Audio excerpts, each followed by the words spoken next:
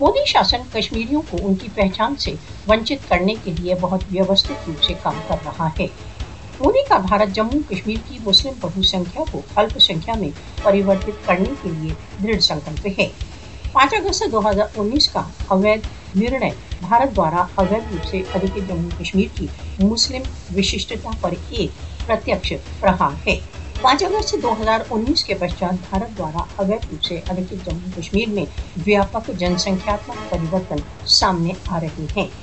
मोदी बहुत व्यवस्थित रूप से कश्मीर में सेटलर कॉलोनीवाद के लिए भूमिका तैयार कर रहा है।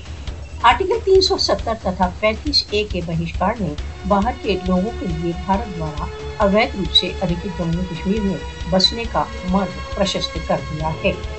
भारतीय जनता पार्टी बहुत व्यवस्थित रूप से कश्मीरियों के रोजगार तथा अवसरों को उनकी अपनी ही मातृभूमि में लूट रहा है। बीजेपी आरएसएस जम्मू कश्मीर के भारत के साथ पूर्ण विलय की कार्यसूची को आगे बढ़ाने के लिए प्रयत्नशील है।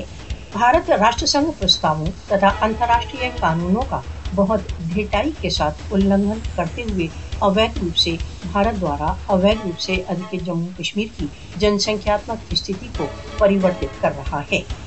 दृढ़ तथा उद्यत कश्मीरी भारत की जघन्य जनसंख्यात्मक योजनाओं का प्रतिवाद करेंगे। अंतर्राष्ट्रीय समुदाय को भारत द्वारा अवैध रूप से अधिकृत जम्मू कश्मीर में भारत के जनसंख्यात्मक परिवर्तन का समाधान करना चाहिए। राष्ट्रसंघ को कश्मीर में भारत के अवैध जनसंख्यात्मक परिवर्तन को बंद करने के लिए हस्तक्षेप करना चाहिए।